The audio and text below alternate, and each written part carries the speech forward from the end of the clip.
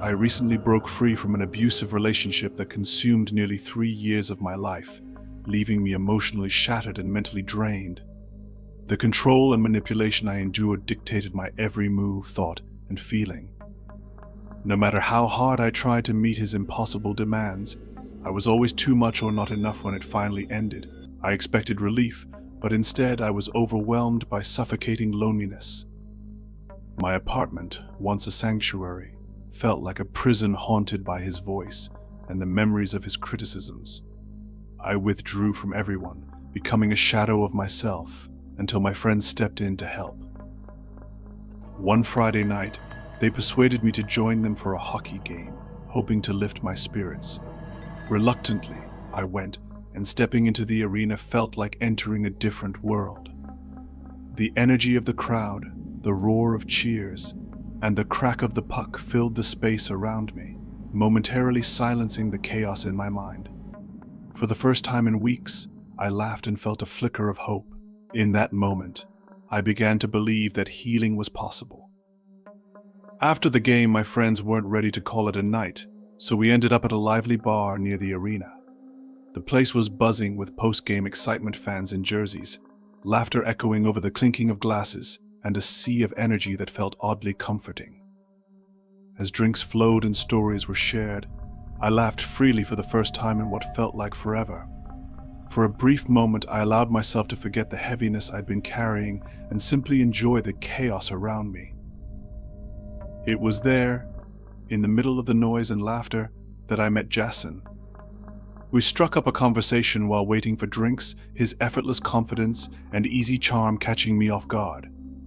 His smile was disarming, his words smooth, and he made it all seem so natural, like we'd known each other for years. When he asked for my number, I hesitated but eventually gave it to him, craving the validation and attention I hadn't felt in so long. For that night, it felt good to be noticed, even if I wasn't sure what I was looking for. Looking back, I wish I had listened to that small voice in the back of my mind, the one that quietly whispered for me to keep my guard up. It was there, buried beneath the noise of the evening and my own desperate need to feel something positive, but I ignored it. I told myself I was overthinking, that I deserved to have fun for once. It wasn't until later that I realized how wrong I was. As the night wound down, my friends decided to head home, leaving me with a sense of dread at the thought of returning to my empty apartment. Instead of letting the night end, I impulsively texted 𝐬𝐮𝐬𝐽. His response was immediate. He was outside in an Uber waiting for me. Driven by a mix of curiosity and fear of being alone, I stepped into the car, convincing myself it was just a harmless decision. The ride felt longer than expected. City lights faded into darkness, replaced by empty roads and shadowy trees. Unease settled in as the surroundings grew unfamiliar, and 𝐬𝐮𝐬𝐽's once charming demeanor turned distant and vague. I tried making small talk, but his curt replies only deepened my discomfort. Despite the growing sense of dread, I told myself I was overthinking, hoping the night would prove me wrong. When we finally arrived, a wave of dread washed over me as I took in the scene. His house loomed ahead, standing alone in the middle of what felt like nowhere, surrounded by an unsettling expanse of darkness and open fields. The structure itself was eerie, a shadow of what a home should be. The paint on the exterior was peeling in long, jagged strips, and several windows were boarded up haphazardly, giving the place an abandoned, almost haunted appearance. There were no neighboring houses in sight, no streetlights, and no signs of life apart from the occasional rustle of wind through the nearby weeds. The silence was oppressive, thick and heavy, amplifying the uneasy churn in my stomach.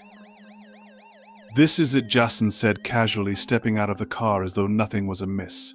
His tone was light, almost indifferent, as if the desolate surroundings were perfectly normal. I stayed in the car for a moment, gripping my phone tightly and trying to decide what to do. My instincts screamed at me to leave, to tell the driver to take me back to the safety of the city, but the thought of returning to my apartment, so cold and suffocating in its isolation, felt just as unbearable.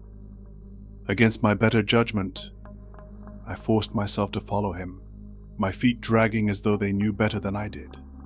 Each step toward the house felt heavier than the last, and I couldn't shake the feeling that I was making a terrible mistake. Inside, the house was nothing like I had expected. The interior was shockingly clean, almost unnervingly so.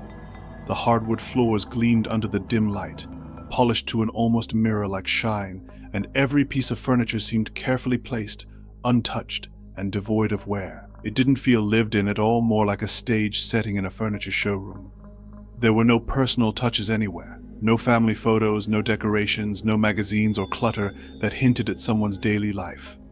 The walls were bare, the shelves empty. The stark sterility of it all was unsettling, as though the space had been scrubbed of anything resembling humanity. A faint, sharp smell lingered in the air, bleach, unmistakable and overwhelming, seeping into my senses and making my skin crawl. 𝐬𝐮𝐬𝐜𝐫𝐷 moved through the house with practiced ease, heading straight to the kitchen. He poured 2 glasses of wine without bothering to ask if I wanted one. The way he handed me the glass felt mechanical, as if it was a routine he'd done many times before. He didn't even wait for me to respond before taking a sip from his own glass, his movements unbothered, his expression unreadable. I followed his lead, raising the glass to my lips, desperate for anything to steady my nerves. The wine was bitter, the taste sharp and unpleasant, but I forced myself to swallow, hoping it would dull the growing unease clawing at the edges of my mind. And then, nothing. That's the last thing I remember. When I woke up, the world was bathed in the harsh, intrusive light of morning. My head pounded with a relentless ache, the kind that throbbed behind my eyes and made every movement feel like a struggle. My mouth was dry, my throat parched, and my limbs felt heavy, as though they weren't entirely mine. It didn't take long for the panic to set in. The room I found myself in was unfamiliar, its stark simplicity adding to my growing fear. The bed I lay on was plain, with scratchy sheets and a stiff mattress. Across from me was a small dresser, its surface completely bare, and next to it, a single wooden chair pushed against the wall. The room was devoid of personality, much like the rest of the house, and the eerie emptiness made my chest tighten. From somewhere nearby, I heard the faint sound of running water, likely a shower. The noise should have been comforting, a sign that 𝐬𝐮𝐬𝐜𝐫𝐷 was close by, but instead it sent a jolt of fear through me. I had no idea where I was or how I'd ended up in this room. The memories of the previous night were hazy, fragmented, like pieces of a puzzle that didn't quite fit together. My pulse quickened as I sat up, the movement making my head spin. I couldn't shake the feeling that I was in danger, that I needed to get out of there before it was too late. I scrambled out of bed, searching for my phone, my clothes, my wallet, anything familiar, but they weren't in the room. My breathing grew ragged as I tore through the dresser drawers, finding nothing but empty space.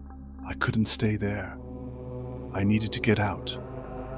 As I stepped into the hallway, a chill ran down my spine. The pristine interior I remembered from the night before was gone. The floors, walls, and furniture were now covered in thick sheets of plastic, the kind you'd see in crime scene cleanup or a painter's studio. My heart hammered in my chest as I tiptoed through the house, every creak of the floorboards making me flinch. In the kitchen, I found my belongings neatly arranged on the counter.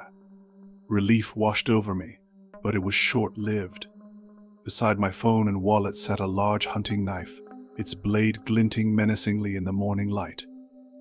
My legs felt like jelly as I stared at it, my mind racing with horrifying possibilities. I grabbed my things, careful not to touch the knife, and bolted for the door. The air outside was cold and sharp, and I ran without looking back. The road stretched endlessly before me, flanked by empty fields and dense trees. My lungs burned, and tears streamed down my face, but I didn't stop. I couldn't. After what felt like hours, I finally found a sliver of reception on my phone. With trembling hands, I called my best friend, Laura, barely able to speak through the tears. She didn't ask for details, she just came to get me as fast as she could. When I got home, I immediately blocked Jackson's number, desperate to erase any trace of that night. But one thing still chills me to this day when I check my wallet later. Everything was there except my ID. I don't know what Jackson's true intentions were, but the unease in his behavior and that missing piece of my identity leave me with a haunting feeling. I was too close to something sinister, and though I escaped, the unanswered questions still linger like a shadow I can't shake. And the moral of the story is, evil thrives in silence, but courage uncovers the truth. Trust your instincts, for the darkest dangers often wear familiar faces,